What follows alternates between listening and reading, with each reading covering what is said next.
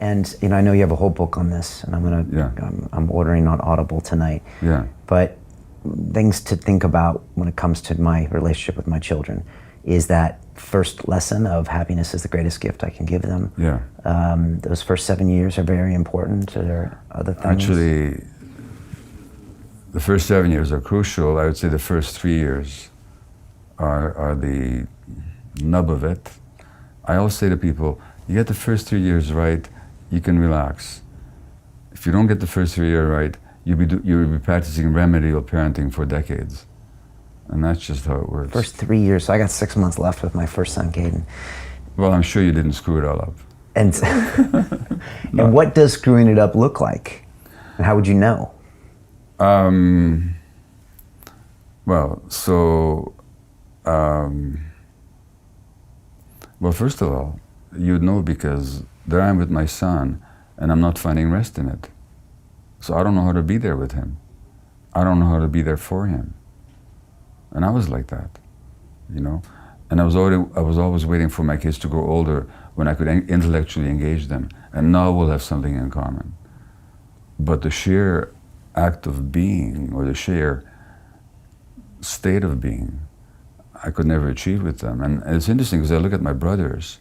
They're so wonderful with little kids. They're so spontaneously there for them. I never knew how to do that, So while you're busy waiting for them to get old enough to talk and engage, you've already missed the window. You already missed it. You missed it because you haven't developed, because the real relationship doesn't depend on words. It depends on the capacity to be with. And they can sense just that energy from you. I'm just here with you. Yeah. And I'm here. And I welcome your presence. Right. And I welcome you to exist in my presence. And I'm overjoyed to have you in my presence. Right. That's what the child needs from the parent. And that's communicated with body language and everything. And through the energy that you exude. And they can feel it. They can absolutely feel it. Wow. They can't name it, but they can feel it. Okay, and that already starts changing their personality right there. That shapes their personality. Okay. Yeah. Okay. And so that's in the first few years. And so you were waiting to intellectually engage, which makes sense. They always say that mothers form a different bond than fathers. Is that just another way, an anachronism? Mothers form a different bond, but only because mothers are present with their kids.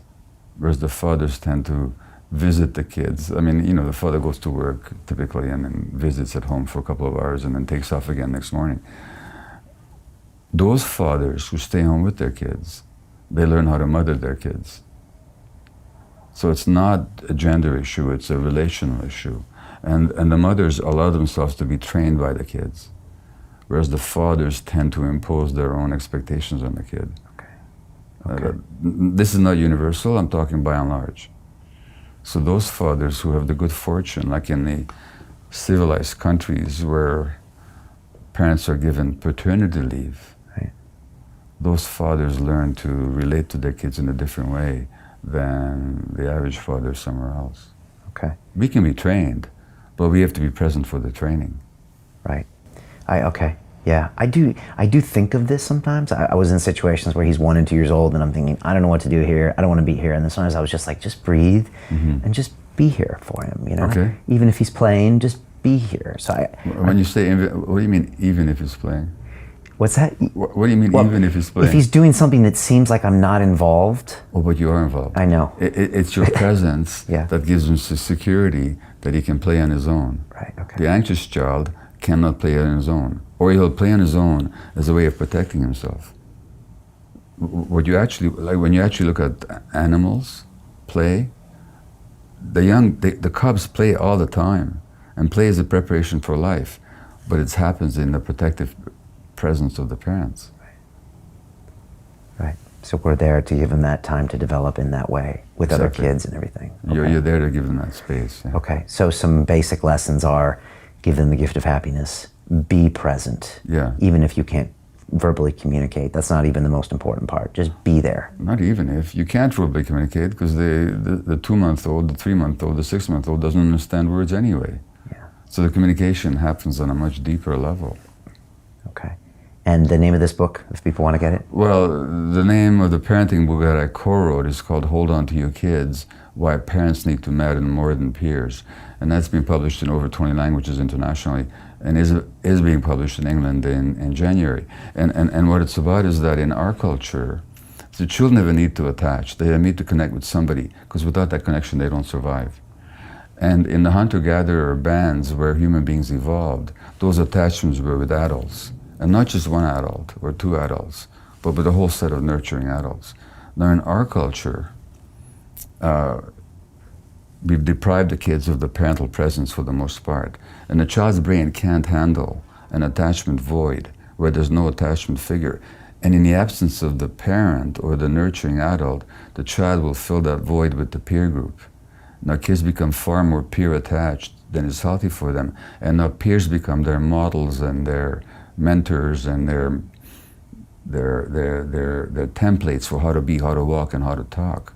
And as that happens, the kids push away from the parents because they're more minded to belong to the peer group, which has different values from the parents. And the kid's brain can't handle that competition. So the brain of the child will actually choose the peer group over the parent group.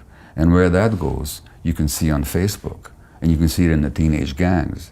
And you can see it in the increasing frustration of parents who've lost the power to parent, because parents think that their power to parent comes from the fact that they have the responsibility and the strength and the wisdom. It doesn't come from that.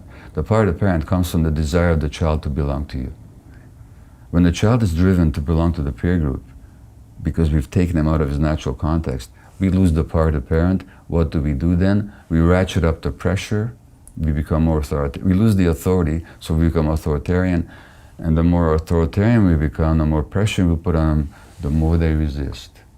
And now we label them with oppositional defiant disorder, and we call them obstreperous and bad and naughty kids. All they're doing is acting out their attachment dynamics.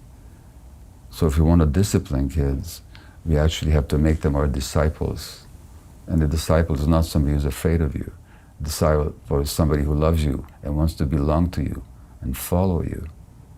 So discipline is the very opposite of punishment. Mm. And how do you do that with your kids? Well, first of all, you realize that the most important template, in fact, the essential template for the emotional development of the child, as well as for the brain's healthy physiological development, is a nurturing relationship with mutually responsive adults. That is the template for physiological brain development and healthy psychological development. That means that anything that you do that undermines the relationship with the child will actually undermine the child's development, because it makes the child insecure, and kids in state of insecurity are in defensive flight or fight mode, in which mode they don't learn anything. They just are defending. And so that every time I use the relationship against the child, so I have a 2-year-old who's angry, and most psychologists and parenting experts will tell you, time out. In other words, what they're telling you is, withdraw the relationship from the child as a way of threatening the child. And that threat will make the child comply with you. Well, the child may temporarily comply with you, but what have you taught her? You've taught her that the relationship is conditional. Right. That they're only acceptable to you if they please you.